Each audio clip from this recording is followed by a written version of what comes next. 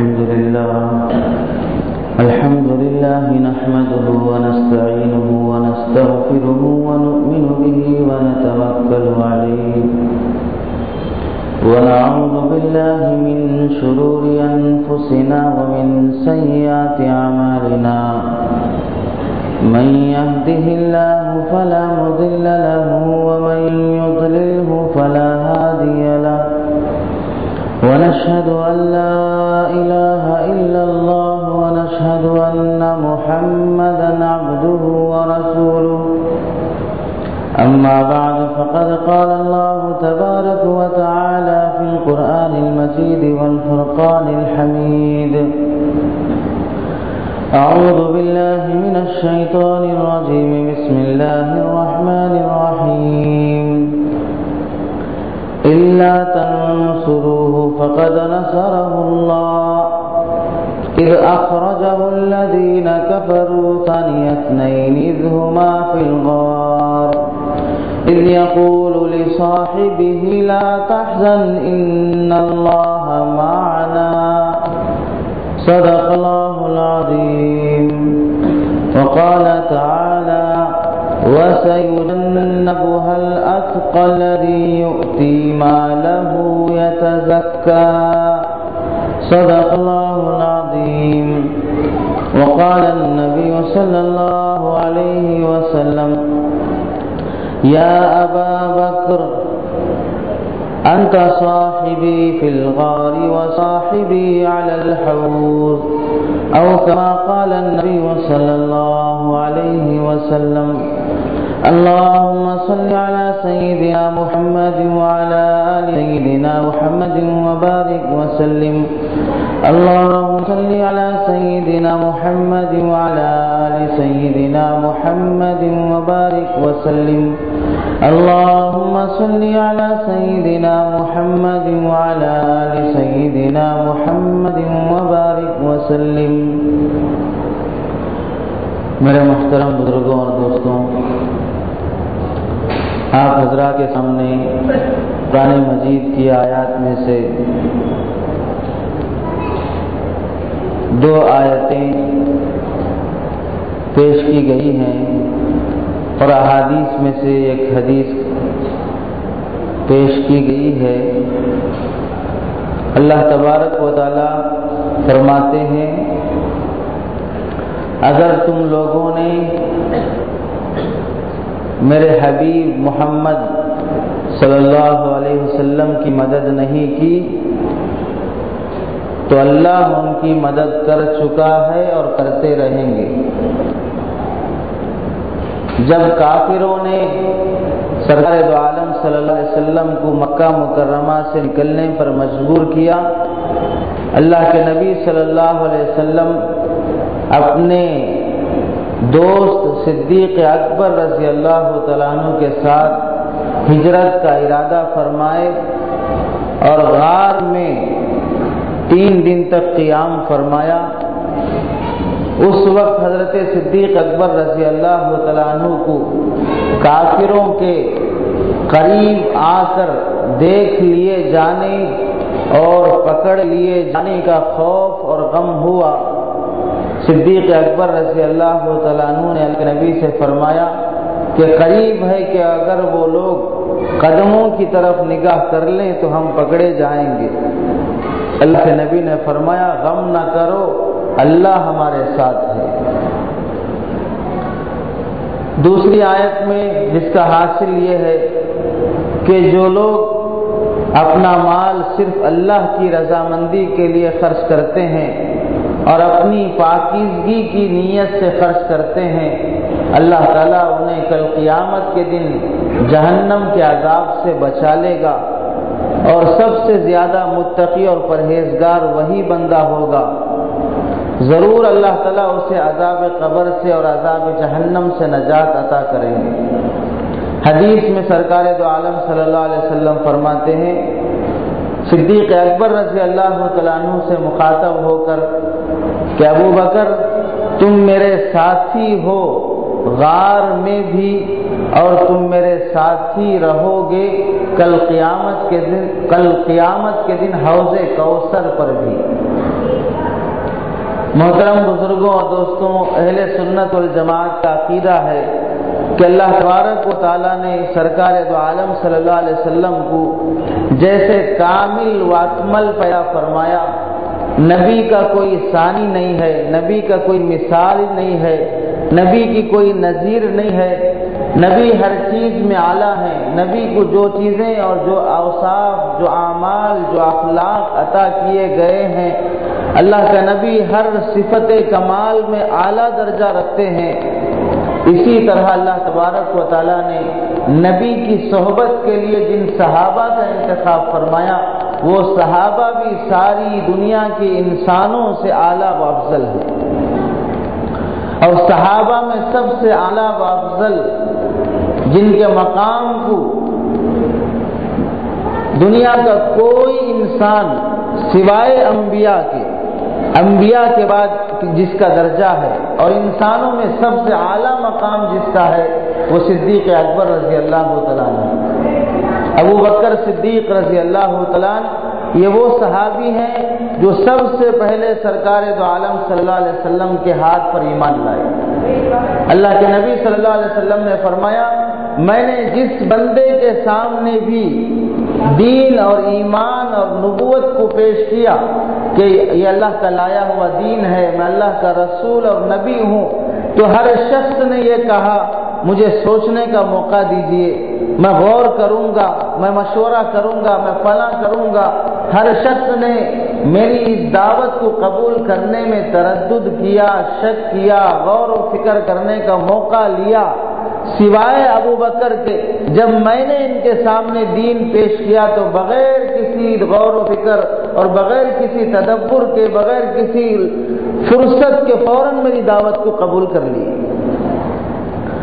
صدیق اکبر رضی اللہ تعالیٰ عنہ سے متعلق احادیث میں منقول ہے، حضرت ابو بکر صدیق رضی اللہ تعالیٰ عنہ سرکار دو عالم صلی اللہ علیہ وسلم کے دوست تھے اس وقت سے جبکہ ابھی اللہ کے نبی نے نبوت کا اعلان نہیں فرمایا، ابھی نبی ہونے کا اعلان نہیں فرمایا، 40 سال پہلے ہی سے دوست تھے، بلکہ ایسی دوستی تھی کہ اللہ کے نبی صلی اللہ علیہ وسلم کے ساتھ سفر میں بھی رہتے تھے، حضر میں بھی رہتے تھے، تجارت میں بھی رہتے تھے۔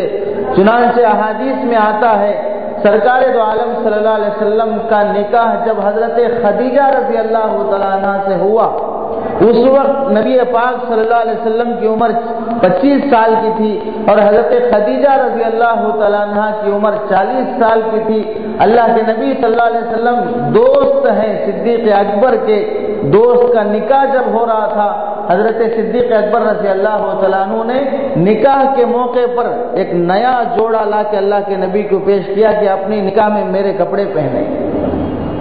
یہ اس وقت کی بات ہے جبکہ ابھی نبی نہیں بنے ہیں، 25 سال کی عمر میں دونوں ہمیشہ اکثر و بیشتر ساتھ رہتے تھے۔ چنانچہ روایات میں آتا ہے کہ صدیق اکبر رضی اللہ تعالیٰ نے ایک مرتبہ ملک شام تجارت کی غرض سے گئے، تجارت کر کے جب واپس آنے لگے، ملک شام وہ شہر ہے جہاں پر کئی انبیاء کو اللہ نے مبعوث فرمایا ہے، بنی اسرائیل کے کئی نبیوں کو اللہ نے وہاں بھیجا ہے، وہاں پر تورات کا علم رکھنے والے، زبور اور انجیل کا علم رکھنے والے بڑے بڑے یہودی علماء وہاں موجود ہیں۔ صدیق اکبر رضی اللہ تعالیٰ جب واپس آنے لگے تو رات میں ایک جگہ سو گئے تو خواب میں دیکھا کہ ایک چاند آسمان سے طلوع ہوا اور اس کے چھوٹے چھوٹے ٹکڑے ہوئے اور وہ چاند کے ٹکڑے مختلف جگہوں پر جا کے گر گئے، مختلف لوگوں کے گھروں میں وہ ٹکڑے گرے اور ان کے سارے گھرانے جس جس گھر میں چاند کا ٹکڑا جا کے گرا وہ گھر روشن ہو گیا۔ اور پھر دیکھا کہ ایک اچانک یہ سارے چاند کے ٹکڑے ایک جگہ مل گئے اور وہ بدر منیر چودھویں رات کا چاند جس طرح پورا ہوتا ہے وہ پورا کا پورا چاند صدیق اکبر کے گود میں آ گیا۔ خواب سے بیدار ہونے کے بعد وہاں ایک کاہن جو ستاروں کا علم رکھتا تھا یا نبوت، تورات اور زبور اور انجیل یا کسی بھی کتاب کا علم رکھتا تھا، اسے جا کے خواب کا تذکرہ کیا کہ میں نے ایسا خواب دیکھا ہے، تو وہ کہنے لگا تم بڑے نیک اور مبارک بادی کے قابل ہو، ایک وقت ایسا آئے گا کہ مکے میں ایک نبی آنے والا ہے اور وہ سارے نبیوں میں سب سے آخری نبی ہے، اس کے بعد کوئی نبی نہیں آئے گا اور ساری انسانیت کو اسی نبی کا انتظار ہے۔ ہماری کتابوں میں لکھا ہوا ہے کہ وہ نبی مکہ میں آئے گا، اور تمہارے اس خواب کا مطلب یہ ہے کہ وہ نبی جب آئے گا اس کی نبوت مختلف جگہ بکھرے گی، لوگ اس کی دعوت کو قبول کریں گے اور وہ ساری دعوتیں تم میں جمع ہو جائیں گی۔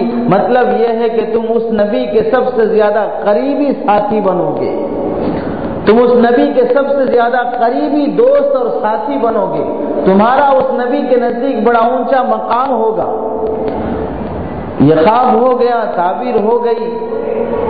15 سال کے بعد یا 10 سال کے بعد سرکار دو عالم صلی اللہ علیہ وسلم نے جب نبوت کا اعلان فرمایا کہ میں نبی ہوں، صدیق اکبر رضی اللہ عنہ کو لوگوں نے آ کے سنایا کہ تمہارا دوست نبوت کا اعلان کر رہا ہے، کل تک تو ہمارے ساتھ تھا، ایک عام انسان کی طرح تھا، آج اچانک ہم سب کو جمع کر کے کہہ رہا ہے کہ میں نبی ہوں، تمہاری طرف رسول اور نبی بنا کر بھیجا گیا ہوں، میں اللہ کا نمائندہ ہوں، ایک نیا دین اور نئی شریعت لے کے آیا ہوں، اس طرح کی باتیں کر رہا ہے۔ جب یہ بات صدیق اکبر رضی اللہ عنہ کو پہنچی، روایات میں ہے کہ صدیق اکبر رضی اللہ عنہ اللہ کے نبی صلی اللہ علیہ وسلم کے پاس گئے۔ تصدیق اور دل میں ایمان تو پہلے ہی سے تیاری تھی، بلکہ کتابوں میں موجود ہے کہ صدیق اکبر فرماتے تھے میرے دوست محمد کے اخلاق اور عادات کو دیکھ کر مجھے یوں محسوس ہوتا ہے کہ آگے نبی بننے والے ہیں۔ صدیق اکبر پہلے سے فرماتے تھے۔ جب اللہ کے نبی صلی اللہ علیہ وسلم کی مجلس میں حاضری ہوئی تو صدیق اکبر نے پوچھا اللہ کے نبی میں نے سنا کہ آپ دین کی دعوت اور نبوت کا دعویٰ فرماتے ہیں، میں آپ سے پوچھنا چاہتا ہوں کہ آپ کے نبی بننے کی دلیل کیا ہے، آپ کے نبی ہونے کی دلیل کیا ہے؟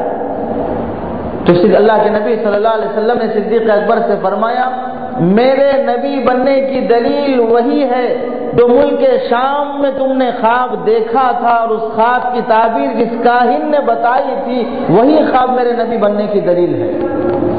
صدیق اکبر نے ابھی اپنا خواب سنایا نہیں ہے، اپنا خواب بیان نہیں کیا ہے، اللہ کے نبی صلی اللہ علیہ وسلم نے فوراً فرما دیا جو خواب تم نے ملک شام میں دیکھا تھا اس کی تعبیر جس کاہن نے دی تھی وہی خواب میرے نبی ہونے کی دلیل ہے۔ فوراً صدیق اکبر رضی اللہ عنہ اللہ کے نبی صلی اللہ علیہ وسلم کے دست مبارک پر کلمہ پڑھ کے اسلام لائے۔ میرے محترم بزرگوں دوستوں، اللہ تعالیٰ نے جو باتیں نبی کو اور نبی کے صحابہ کو عطا فرمائی ہیں اس میں بڑا عجیب نکتہ ہے۔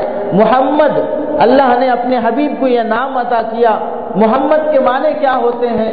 ہر خوبی جس کے اندر جمع ہو، ہر بھلائی جس کے اندر جمع ہو، چلنے میں خوبی، بولنے میں بھلائی، دیکھنے میں خوبی، اٹھنے میں خوبی، بیٹھنے میں خوبی، تقریر اور بیان کرنے میں خوبی، کسی کے ساتھ معاملات کرنے میں خوبی، معاشرت میں خوبی، کسی کے ساتھ اخلاق سے پیش آنے میں خوبی، دنیا کی ساری بھلائیاں جسے بھلائی کہا جا سکے وہ ساری خوبیاں جس میں جمع ہے اسے کہا جاتا ہے محمد۔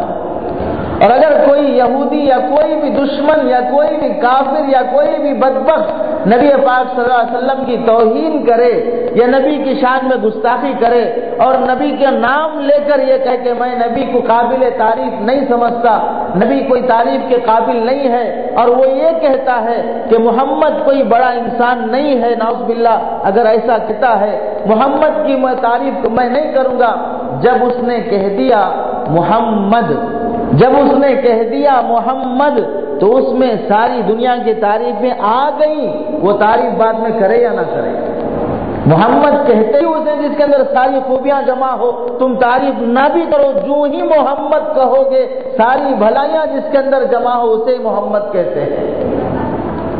ایسے اللہ تبارک و تعالیٰ نے صدیق اکبر رضی اللہ عنہ کو جو لقب عطا کیا ہے ابو بکر، ابو بکر ابھی کے اندر کہا جاتا ہے بکر پہلے کو، اول آنے والے کو، پہلے نمبر پر آنے والے کو، بکرتن کہتے ہیں صبح کا پہلا وقت، باکورا کہتے ہیں موسم کا پہلا پھل جو مارکیٹ میں آتا ہے، پہلا ابھی آیا ہے مارکیٹ میں۔ ایسے ہی صحابہ میں سب سے پہلا صدیق اکبر رضی اللہ تعالیٰ عنہ، اللہ نے لقب بھی ایسا چنا ہے ابو بکر جو سب سے پہلے ہوگا، تو سب سے پہلے ہوگا۔ چنانچہ علماء لکھتے ہیں دین اور ایمان لانے میں نبی پہلے ہیں تو ابو بکر دوسرے ہوں گے، دعوت دین کی دعوت دینے میں نبی پہلے ہیں تو ابو بکر دوسرے ہوں گے، اور لوگوں کی خیر خواہی اور مدد کرنے میں نبی پہلے ہیں تو ابو بکر دوسرے نمبر پہ ہوں گے، اور اگر کسی کو بیٹی پیش کرنے میں نبی پہلے ہیں تو ابو بکر دوسرے نمبر پہ ہوں گے۔ غار میں جانے میں ایک موقع ایسا ہے ابو بکر پہلے گیا ہے، نبی بعد میں آئے ہیں۔ محشر میں کل قیامت کے دن قبر سے جب اٹھائے جائیں گے، قبر میں اللہ کے نبی صلی اللہ علیہ وسلم کو دفن کیا گیا، قبر میں پہلے نبی گئے، روزہ اطہر میں نبی پہلے گئے، دوسرے نمبر پہ ابو بکر گیا ہے۔ کل قیامت کے دن قبر سے اٹھائے جائیں گے، سب سے پہلے نبی اٹھائے جائیں گے تو دوسرے نمبر پر ابو بکر اٹھائے جائیں گے۔ کل جنت میں سب سے پہلے نبی داخل ہوں گے تو دوسرے نمبر پر صدیق اکبر داخل ہوں گے۔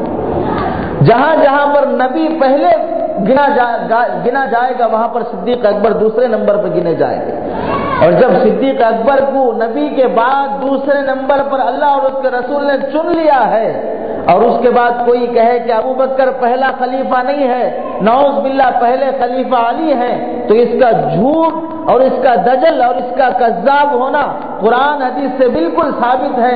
ابو بکر کا نام ہی بتاتا ہے کہ وہ سب سے پہلے ہے۔ اللہ کے نبی صلی اللہ علیہ وسلم پر ایمان لانے کے بعد ایسی قربانی سرکار دو عالم صلی اللہ علیہ وسلم کے دین کی خاطر صدیق اکبر رضی اللہ تعالیٰ عنہ نے پیش کی۔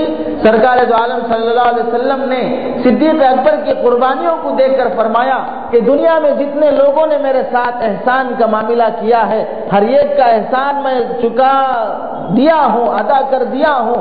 صدیق اکبر نے جو مجھ پر احسان کیے ہیں میں اس کا احسان کا بدلہ ادا نہیں کیا اور ادا نہیں کر پایا۔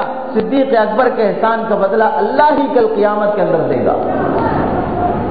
چنانچہ اللہ کے نبی صلی اللہ علیہ وسلم پر ایمان لانے کے بعد جو تکلیفیں اس موقع پر صدیق اکبر رضی اللہ تعالیٰ نے برداشت فرمائی ہیں، جس وقت کلمہ پڑھنا، ایمان لانا اور لا الہ الا اللہ کہنا کافروں کے سامنے، اور جو اپنے دلوں میں 360 لوگوں کا ایمان بسائے ہوئے ہیں، وہاں پر کلمہ پڑھنا گویا کہ اپنی جان سے کھیلنا ہے۔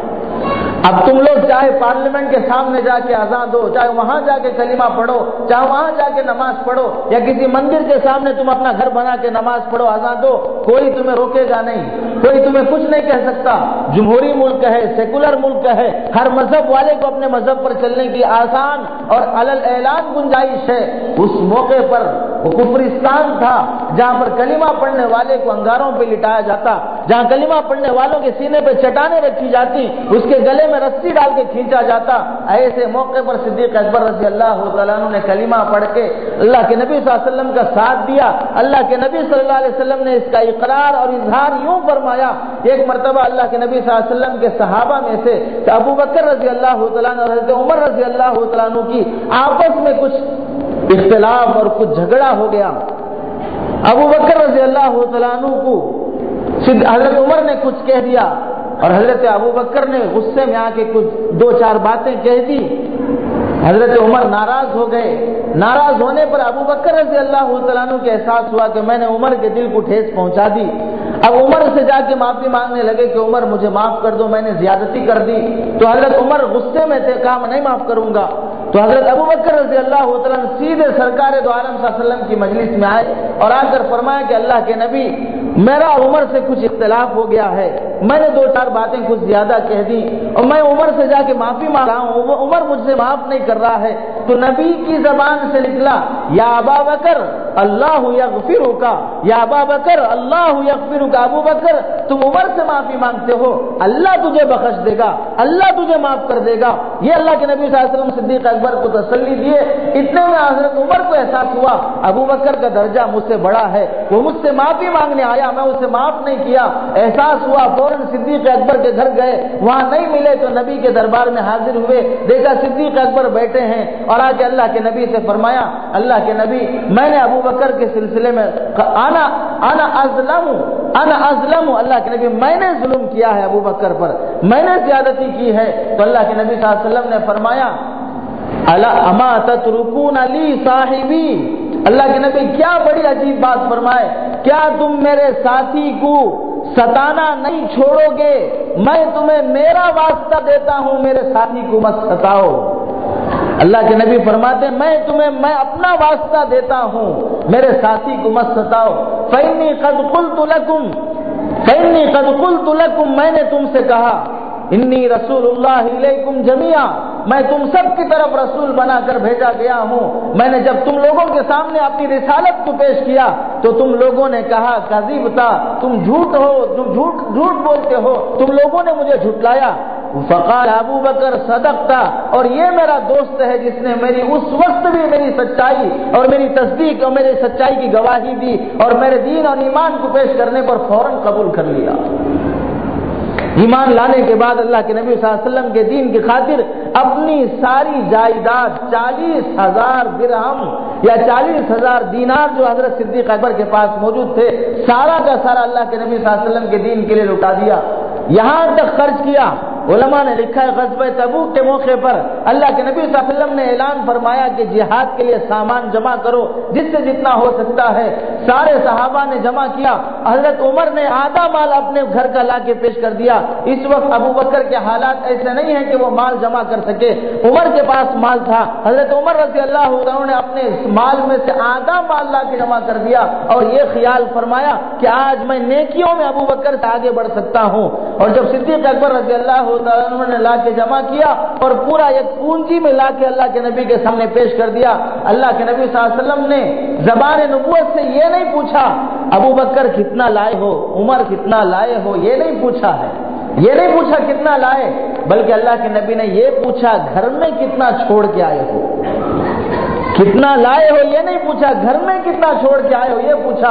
حضرت عمر سے پوچھا عمر کتنا چھوڑ آئے ہو، تو کہنے لگے آدھا لایا ہوں آدھا چھوڑ کے آیا ہوں۔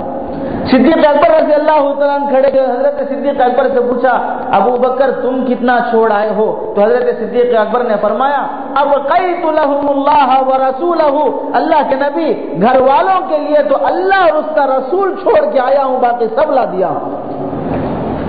گھر والوں کے لیے تو اللہ اور اس کا رسول چھوڑ کے آیا ہوں، باقی سب لا دیا ہوں۔ اب یہ موقع بھی نہیں ہوا حضرت عمر کو آگے بڑھنے کا صدیق اکبر سے نیکی میں۔ حضرت علی فرماتے ہیں سنو، جس کے دل میں ابو بکر اور عمر سے نفرت ہو اور علی کی محبت ہو، حضرت علی رضی اللہ عنہ کا قول ہے جس کے دل میں علی کی محبت ہو اور ابو بکر اور عمر سے نفرت ہو، وہ ہرگز مومن نہیں ہو سکتا، وہ ہرگز مسلمان نہیں ہو سکتا۔ سارے صحابہ نے کوششیں کر لی کہ نیکیوں میں صدیق اکبر سے آگے بڑھ جائیں، لیکن کوئی صحابی صدیق اکبر سے نیکیوں میں آگے نہیں بڑھ سکا۔ غزوہ تبوک کے موقع پر جو کچھ تھا سب لا کے جمع کر دیا، ٹاٹ ایک چادر اوڑھ کے، اس میں گنڈیاں نہیں تھیں تو اس میں ببول کے کیکر کے کانٹوں سے گنڈیاں بنا کے نبی کے دربار میں آئے۔ دیکھا صدیق اکبر کے جو جسم پر کوئی بھاری لباس نہیں ہے، معمولی کپڑا بھی نہیں ہے، ٹاٹ کا وہ کپڑا ہے جو نیچے بچھایا جاتا ہے، اسے لباس کے طور پر پہن کے اور جسم میں گنڈیاں لگا کے آئے ہیں۔ اور اتنے میں اللہ کے نبی صلی اللہ علیہ وسلم کے دربار میں ابھی آئے نہیں ہیں، جبرائیل علیہ السلام تشریف لائے، دیکھا کہ جبرائیل کا لباس بھی وہی ہے جو صدیق اکبر کا لباس ہے۔ جبرائیل کے جسم پر بھی جو نورانی فرشتہ ہے ان کے جسم پر ٹاٹ کی چادر ہے اور کیکر کے ببول کے کانٹے لگے ہوئے ہیں۔ اللہ کے نبی نے تعجب سے جبرائیل سے پوچھا جبرائیل تم فرشتوں کے سردار ہو، یہ لباس تمہارے جسم پہ کیسے آ گیا؟ تو اللہ کے نبی سے حضرت جبرائیل علیہ السلام نے فرمایا اللہ کے نبی ابھی آپ کے دربار میں صدیق اکبر آنے والے ہیں، صدیق اکبر نے جو دین کے خاطر قربانی دی ہے یہ اللہ کو اس قدر پسند آئی، آج انہوں نے سارا مال آپ کی خدمت میں پیش کر کے ٹاٹ کا لباس پہنا ہے، اللہ کو ابو بکر کا لباس ایسے پسند آیا، سارے فرشتوں کو حکم فرما دیا ابو بکر زمین میں جو لباس پہنا ہے آسمان کے سارے فرشتے وہ لباس پہنے ہیں۔ اور پھر آ کے اللہ کے نبی صلی اللہ علیہ وسلم سے فرمانے لگے اپنے ساتھی صدیق اکبر کو سلام سناتا ہے اللہ سلام سناتے ہیں صدیق اکبر کو اور یہ پوچھتے ہیں اس حالت میں کیا تم اللہ سے راضی ہو؟ اس حالت میں تم اللہ سے راضی ہو؟ اللہ کے نبی صلی اللہ علیہ وسلم کے دربار میں جب صدیق اکبر آئے تو اللہ کے نبی نے فرمایا ابو بکر جبرائیل آئے تھے تمہیں سلام سنا رہے تھے اور یہ اللہ پوچھ رہا تھا تم سے کیا تم اس حال میں 40,000 اشرفیوں کا مالک آج اس کے پاس ٹاٹ کا جوڑا ہے، کیکر کے کانٹے لگے ہیں، تم اس حال پہ راضی ہو؟ تو تو حضرت صدیق اکبر نے فرمایا اللہ کے نبی میں کیسے اس حال پہ اللہ سے راضی نہیں ہوں گا جب اللہ مجھ سے راضی ہے، جب اللہ مجھ سے راضی تو میں کیسے راضی نہیں ہوں گا۔ اللہ کے نبی صلی اللہ علیہ وسلم جب ہجرت فرمانے کا موقع آیا، صدیق اکبر پوچھتے تھے اللہ کے نبی کافر بہت ستا رہے ہیں، اللہ کا حکم ہو، آپ کی اجازت ہو تو ہم ہجرت کر جائیں، مکہ چھوڑ کے چلے جائیں۔ اللہ کے نبی نے فرمایا ابو بکر اللہ کا حکم آئے گا تو جائیں گے، تم صبر کرو۔ ایک موقع ایسا آیا کڑی دوپہر کے وقت حضرت ابو بکر رضی اللہ تعالیٰ عنہ کے گھر میں دور سے کسی نے اعلان کی آواز دی کہ محمد صلی اللہ علیہ وسلم تشریف لا رہے ہیں۔ کڑی دوپہر کے وقت نبی آنے کا موقع نہیں تھا۔ حضرت صدیق اکبر نے کہا ہو نہ ہو اللہ کی طرف سے کچھ حکم آیا ہے کہ یہ اللہ کے نبی کے آنے کا ٹائم نہیں ہے، اللہ کے نبی اس وقت آ رہے ہیں تو اللہ کی طرف سے کوئی پیغام آیا ہے۔ صدیق اکبر کے گھر اللہ کے نبی تشریف لائے، سرکار دو عالم صلی اللہ علیہ وسلم چل کے نبی صدیق کے گھر آئے اور آج صدیق سے فرمایا تمہیں الگ تنہائی میں کچھ بات کرنا ہے۔ اللہ کے نبی کو تنہائی میں لے گئے، گھر میں کوئی تو نہیں ہے؟ تو ابو بکر نے فرمایا گھر میں کوئی نہیں ہے، آپ اور میں ہوں اور میری 2 بیٹیاں ہیں، انہیں تو ہماری ساری باتیں پہلے ہی سے معلوم ہے، ہماری رات کی باتیں وہ سنتے ہی ہیں، اس علاوہ کوئی نہیں ہے۔ تو اللہ کے نبی نے فرمایا ابو بکر اللہ نے ہجرت کا حکم دے دیا ہے، آج رات ہمیں اللہ مکہ چھوڑ کے مدینہ جانا ہے، تم تیار ہو جاؤ۔ علماء نے عجیب نقطہ یہاں پر لکھا ہے، اللہ تبارک و تعالی جب سرکار عالم صلی اللہ علیہ وسلم کو آسمانوں پہ بلانا چاہا تو ملائکہ کے سردار جبرائیل کو بھیجا، ملائکہ کے سردار جبرائیل کو بھیجا میرے نبی کی خدمت میں جا کے میرے نبی کو میرے حبیب کو لے کر آؤ۔ ملائکہ کا سردار نبی کی خدمت میں آ رہا ہے اور یہاں نبیوں کا سردار ابو بکر کے دربار میں آ رہا ہے کہ ابو بکر اللہ کا حکم ہے ہمیں چلنا ہے۔ وہاں پر خادم، وہاں پر مخدوم، ملائکہ کا سردار یہاں پر آ رہا ہے اور یہاں پر نبیوں کا سردار حضرت صدیق اکبر کے پاس آ رہے ہیں۔ اللہ کے نبی سے صدیق اکبر نے فرمایا کہ اللہ کے نبی میں پہلے ہی سے تیار ہوں، 2 اونٹنیاں رکھا ہوں، آپ کے لیے ایک ہے میرے لیے ایک ہے، ہم اس پہ چلیں گے۔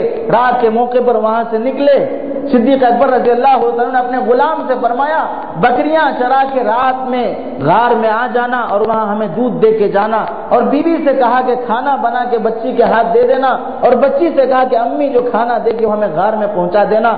اپنے پورے گھرانے کو نبی کی خدمت میں لگا دیے اور بیٹے سے کہا کہ تم پورے دن بھر حالات کا جائزہ لینا کہ کافر ہمارے بارے میں کیا مشورہ کرتے ہیں اور آ کے خبر سنا دینا۔ اللہ کے نبی صلی اللہ علیہ وسلم جب غار کے قریب پہنچے، صدیق اکبر رضی اللہ تعالیٰ عنہ نے فرمایا اللہ کے نبی آپ رکیں، میں پہلے جاتا ہوں، غار کئی دنوں سے خالی پڑا ہے، کہیں ایسا نہ ہو کہ اس میں کوئی سانپ بچھو آپ کو تکلیف پہنچ جائے۔ صدیق اکبر پہلے گئے، غار کو صاف کیا، جو سوراخ تھے اس سوراخ کو اپنے کپڑا پھاڑ کے اسے بند کیا، ایک سوراخ خالی رہ گیا تو اس میں اپنی ایڑی لگا دی اور اللہ کے نبی کو آواز دی، اللہ کے نبی تشریف لائے اور اللہ کے نبی آ کے لیٹ گئے۔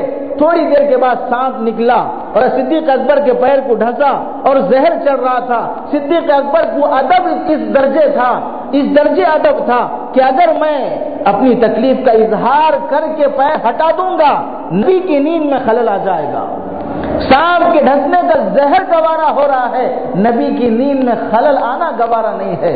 جب زہر زیادہ چڑھ گیا، تکلیف زیادہ ہو گئی، آنکھوں سے آنسو نکلے، غیر اختیاری طور پر نبی کے نبوت کے چہرے انور پہ جب آنسو پڑے تو اللہ کے نبی کی نیند بیدار ہوئی، پوچھا کیا بات ہے کہ اللہ کے نبی کوئی چیز تکلیف دے رہی ہے۔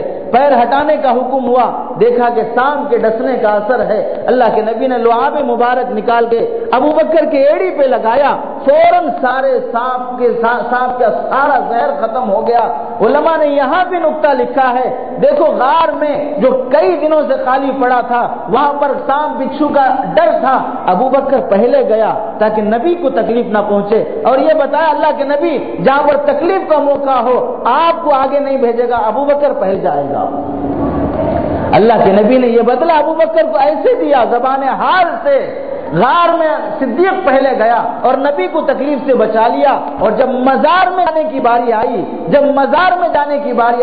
قبر میں جانے کی باری آئی تو اللہ کے نبی صلی اللہ علیہ وسلم نے گویا کے زبان حال سے فرمایا ابو بکر تم مجھے غار میں بچائے تھے، اب مزار میں پہلے جا رہا ہوں، میرے بعد تم آنا، مزار میں کچھ ہوگا تو میں تمہیں بچا لوں گا۔ اور ساری قیامت آنے تک صدیق اکبر رضی اللہ تعالیٰ نبی کے ساتھ مزار میں آرام فرما رہے ہیں۔ ان دنوں میں حضرت اسماء رضی اللہ تعالیٰ گھر سے کھانا بنا کے صدیق اکبر اور نبی کو پہنچاتی تھی۔ ایک دن اتفاق سے راستے میں ابو جہل مل گیا۔ اس نے حضرت اسماء سے پوچھا تیرا باپ اور محمد کہاں ہیں؟ تم جانتی ہوگی وہ کہاں ہیں؟ دشمن تلاش کر رہے ہیں۔ تو حضرت اسماء نے فرمایا کہ مجھے نہیں معلوم کہاں ہے۔ مجھے حدیثوں میں آتا یہ نہیں فرمایا مجھے نہیں معلوم، بلکہ یہ فرمایا میں نہیں بتاؤں گی، یہ فرمایا میں نہیں بتاؤں گی۔ تو ابو جہل نے کہا تجھے بتانا پڑے گا ورنہ میں تیری پٹائی کروں گا۔ کہا میں تمہیں جان دینے تیار ہوں لیکن میں اپنے حبیب محمد کا پتہ دینے تیار نہیں ہوں۔ اس نے غصے میں آگے ایک تھپڑ مارا، چھوٹی معصوم بچی جا کے پتھر سے سر لگا اور سر سے خون نکلا۔ دوسرے دن جب نبی کو کھانا دینے کے لیے آئی تو معصوم بچی کے چہرے پر پٹی بندھی ہوئی تھی۔ اللہ کے نبی صلی اللہ علیہ وسلم نے دیکھا جو معصوم بچی حضرت اسماء چھوٹی بچی تھی ان کے چہرے ان کے سر پہ پٹی بندھی۔ پوچھا بیٹی کیا ہوا؟ تو سارا قصہ سنایا۔ کل ابو جہل ملا تھا، اس نے آپ کا پتہ پوچھا، میں نے نہیں بتایا تو اس نے مارا، میرے سر پہ چوٹ آ گئی۔ اللہ کے نبی صلی اللہ علیہ وسلم کی آنکھوں سے آنسو بہہ گئے۔ اللہ کے نبی نے فرمایا صدیق اکبر میں ہر ایک کا بدلہ ادا کر سکتا ہوں، تیرا بدلہ ادا نہیں کر سکتا۔ اس موقع پر اللہ کے نبی صلی اللہ علیہ وسلم نے فرمایا ہر بھلائی میں صدیق اکبر پہلے، ہر کار خیر میں صدیق اکبر پہلے۔ ایک موقع پر اللہ کے نبی نے پوچھا آج روزہ کس نے رکھا ہے؟ صحابہ سے پوچھا، کوئی صحابی جواب نہیں دیا۔ ابو بکر نے ہاتھ اٹھایا، اللہ کے نبی میں روزہ رکھا ہوں۔ دوسرا سوال اللہ کے نبی نے پوچھا آج کسی کا نماز جنازہ کس نے پڑھا ہے؟ اللہ کے نبی صلی اللہ علیہ وسلم کے سوال پر کوئی ہاتھ نہیں اٹھایا۔ صدیق اکبر کھڑے، اللہ کے نبی آج میں نے نماز جنازہ بھی پڑھی ہے ایک بندے کی۔ تیسرا سوال اللہ کے نبی نے پوچھا آج کسی محتاج کو کس نے کھانا کھلایا ہے؟ کوئی کھڑا نہیں ہوا۔ صدیق اکبر کھڑے، اللہ کے نبی آج میں نے ایک محتاج کو کھانا کھلایا ہے۔ چوتھا سوال اللہ کے نبی نے کیا آج کسی بیمار کی عیادت کس نے کی ہے؟ کوئی کھڑا نہیں ہوا۔ صدیق اکبر کھڑے ہوئے، اللہ کے نبی میں نے آج ایک بیمار کی عیادت بھی کی ہے۔ یہ اللہ کے نبی نے آگے فرمایا سنو یہ چاروں نیکیاں جس میں جمع ہو جائیں وہ جنتی ہے، یہ چاروں بھلائیاں جس میں جمع ہو جائیں وہ جنتی ہے۔ اللہ کے نبی صلی اللہ علیہ وسلم کے خلیفہ، سب سے پہلے خلیفہ، نبی کے مصلی پہ کھڑے ہونے والے، مرض الوفات کے موقع پر اللہ کے نبی صلی اللہ علیہ وسلم دنیا سے رحلت فرمانے کا موقع ہے، ایسے موقع پر بے ہوشی طاری ہے، نماز کا وقت چلا جا رہا ہے، اللہ کے نبی صلی اللہ علیہ وسلم نے فرمایا ابو بکر سے کہو کہ وہ مصلی پہ کھڑے ہو کے نماز پڑھائے۔ حضرت عائشہ رضی اللہ تعالیٰ عنہ نے فرمایا اللہ کے نبی ابو بکر نرم دل والے آدمی ہیں، کمزور دل والے آدمی ہیں، نرم رقیق القلب ہیں، وہ آپ کے مصلی پہ کھڑے ہوں گے، وہ آپ کا مصلی ہے، صحابہ آپ کو دیکھنا چاہتے ہیں، اگر ان کی جگہ پر ابو بکر کھڑے ہوں گے تو برداشت نہیں کر سکیں گے، وہ روتے روتے گر جائیں گے، آپ عمر کو حکم فرما دیں۔ اللہ کے نبی نے فرمایا اللہ اور اس کا رسول ہرگز گوارا نہیں کرے گا کہ نبی کے مصلی پہ ابو بکر کے علاوہ کوئی اور کھڑے۔ حدیثوں میں آتا ہے حضرت عمر رضی اللہ عنہ مصلی پہ کھڑے ہو کے اللہ اکبر کہہ کے رکعت باندھ لی، غلط خبر پہنچ گئی تھی، کسی نے آ کے کہہ دیا عمر اللہ کے نبی نے فرمایا کہ تم نماز پڑھاؤ، تو حضرت عمر آگے بڑھ کے مصلی پہ کھڑے ہو کے اللہ اکبر کہا، نبی کے کانوں میں آواز پڑی تو اللہ کے نبی نے فرمایا یہ تو ابو بکر کی آواز نہیں لگ رہی ہے، یہ تو عمر کی آواز لگ رہی ہے، عمر کو کہو کہ وہ پیچھے ہٹ جائے، ابو بکر سے کہو کہ وہ آگے بڑھ کے نماز پڑھائے۔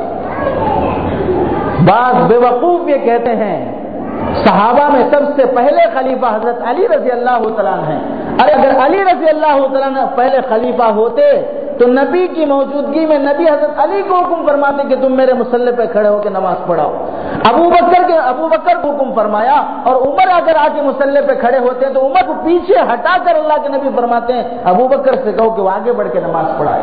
حضرت علی رضی اللہ عنہ خود فرماتے ہیں صدیق اکبر رضی اللہ عنہ سے مخاطب ہو کر ابو بکر رسول کے خلیفہ، آپ کو اللہ کے رسول نے مصلی پہ کھڑایا ہے، کون آپ کو مصلی سے ہٹا سکتا ہے؟ نبی نے جسے مصلی پہ کھڑایا ہو، نبی نے جس کے پیچھے اقتدا کر کے نماز پڑھی ہو، اللہ کے نبی نے فرمایا دیکھو ساری امت تو نبی کے پیچھے نماز پڑھنے کو ترستی ہے کہ میں نبی کے پیچھے نماز پڑھوں، اور اللہ کا نبی، نبیوں کا نبی صدیق اکبر کے پیچھے نماز پڑھے ہیں، وفات کے موقع پر صدیق اکبر کے پیچھے نماز پڑھے ہیں۔ اور ایسا خلیفہ بننے کے بعد، نبی کی وفات کے بعد جب خلیفہ بنے، عورتوں میں مشہور ہو گیا، بچوں میں مشہور ہو گیا، ابو بکر تو پہلے ایک معمولی انسان تھا، ہماری بکریاں چلا کے لاتا، ہمارے گھر میں سبزی لا کے دیتا، ہمارے بکریوں کا دودھ دوہتا، ہمیں پانی لا کے دیتا۔ اب ابو بکر خلیفہ بن گیا ہے، بادشاہ بن گیا ہے، اب کون ہماری بکریوں کو چرائے گا؟ کون ہمیں سبزی لا کے دے گا؟ کون ہماری بکریوں کا دودھ دوہے گا؟ کون ہمیں پانی لا کے دے گا؟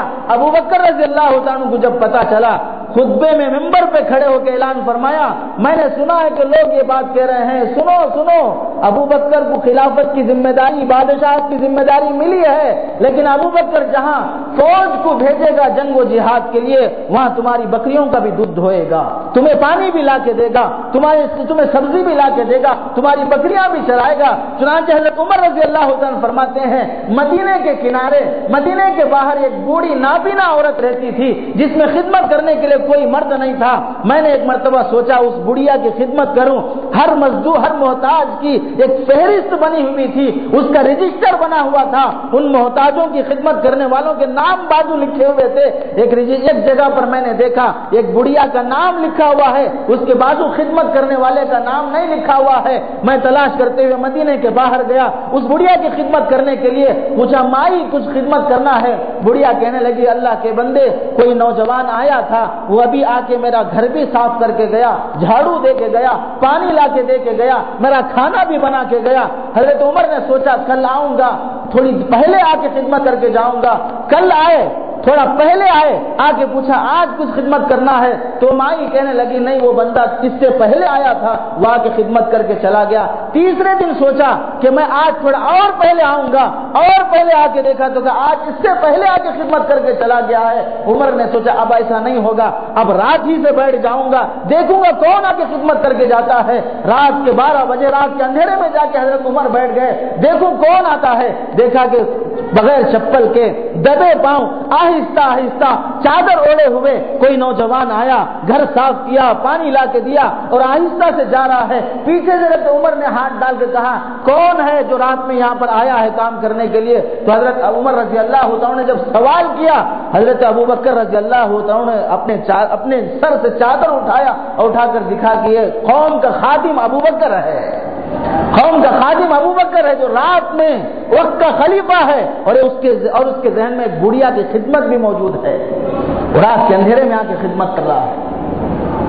میرے محترم بزرگوں، دوستوں، نبی کے اوصاف جس کے اندر سراپا سرایت کر گئے ہوں۔ علماء نے عجیب بات لکھی ہے، ہجرت، اللہ کے نبی صلی اللہ علیہ وسلم معراج کے موقع پر جبرائیل کو ساتھ لے کر گئے، جبرائیل اللہ کے نبی کو ساتھ لے کر گئے، سدرۃ المنتہا پہ جا کے جبرائیل رک گئے اور کہا کہ اللہ کے نبی میں اب آگے نہیں جا سکتا، آپ آگے جائیں۔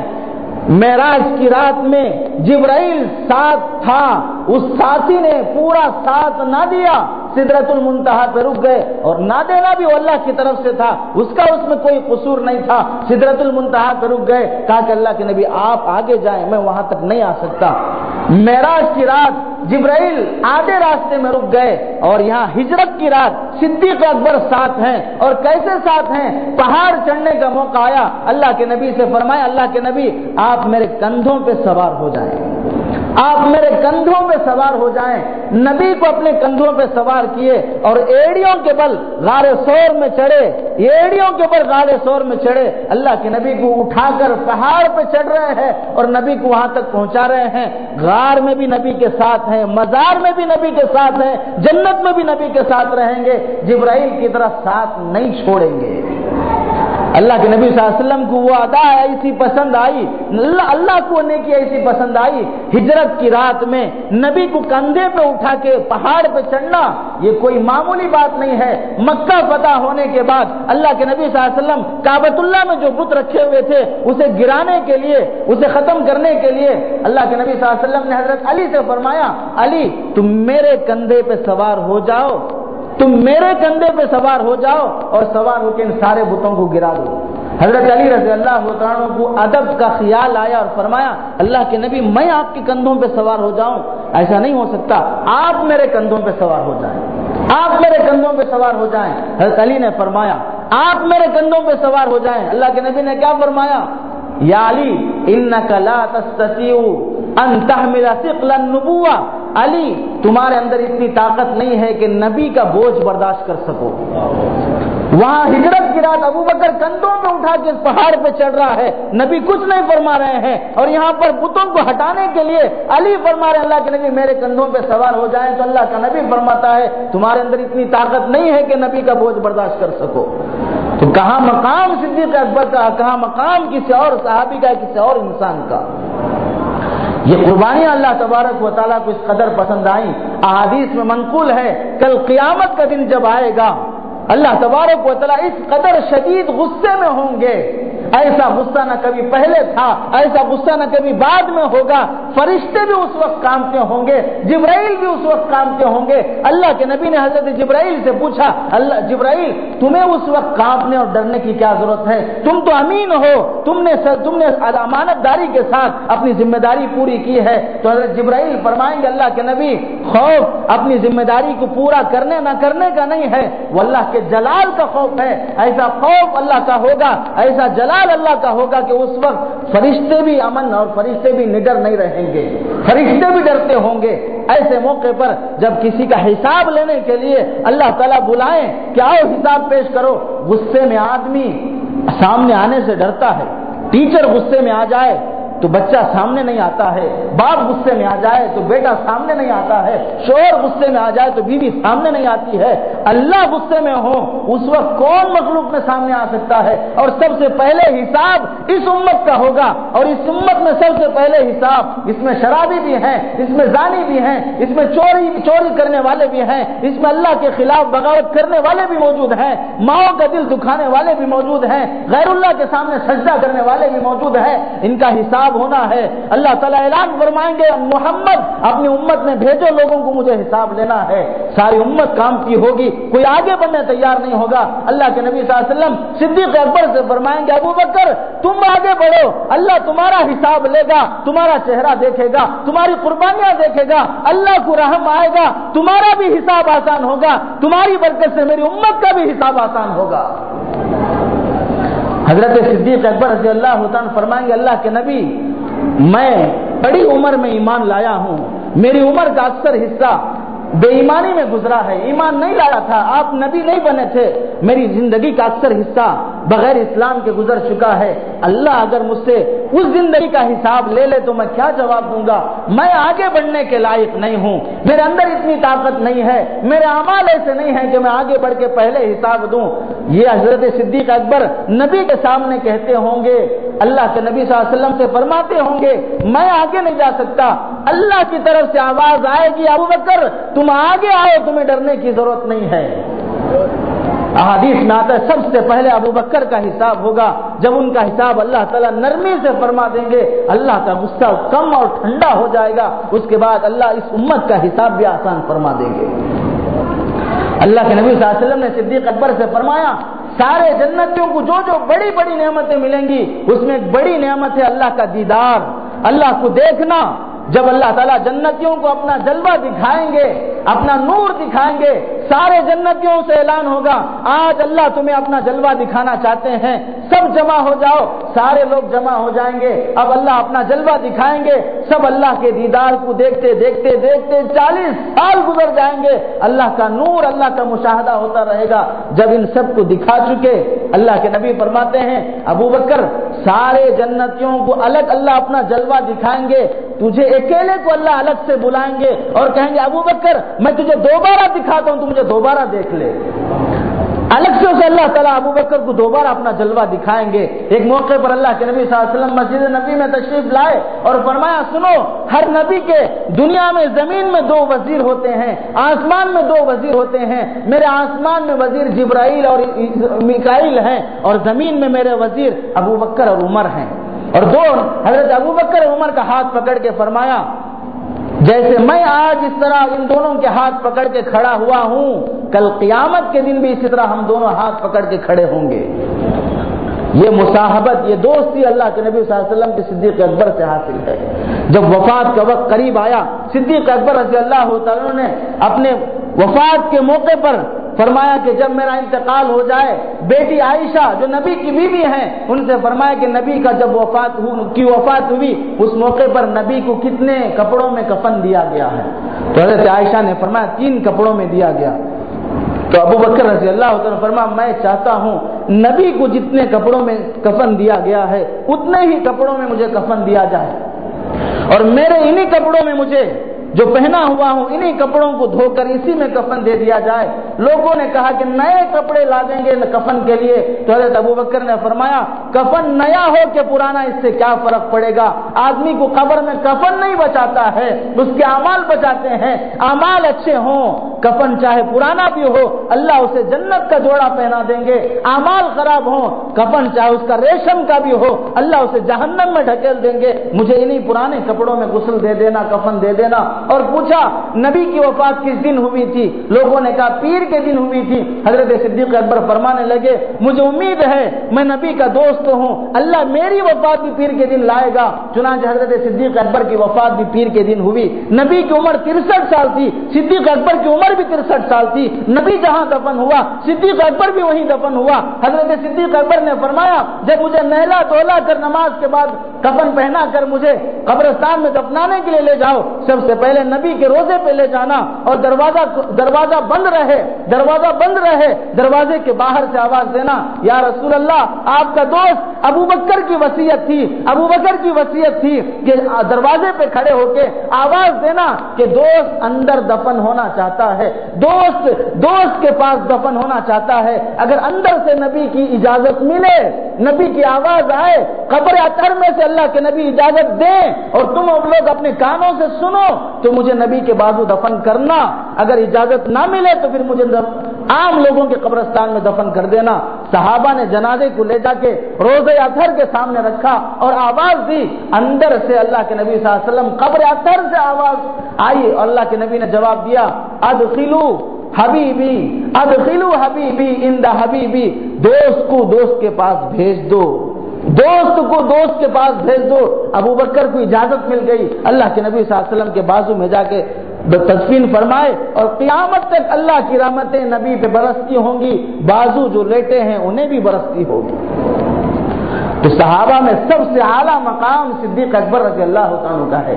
یہ بدبخت اور کمبخت قوم ہے شیعہ، یہ کافر قوم ہے جو صحابہ کی شان میں گستاخی کرتی ہے اور یہ کہتی ہے کہ اللہ کے نبی نے نعوذ باللہ جھوٹ کہا، صدیق اکبر نے چھین کر علی کی خلافت لے لی۔ ارے اگر علی کو پہلے خلافت میں، ہمیں صحابہ میں سے کسی کی گستاخی کی اجازت نہیں ہے۔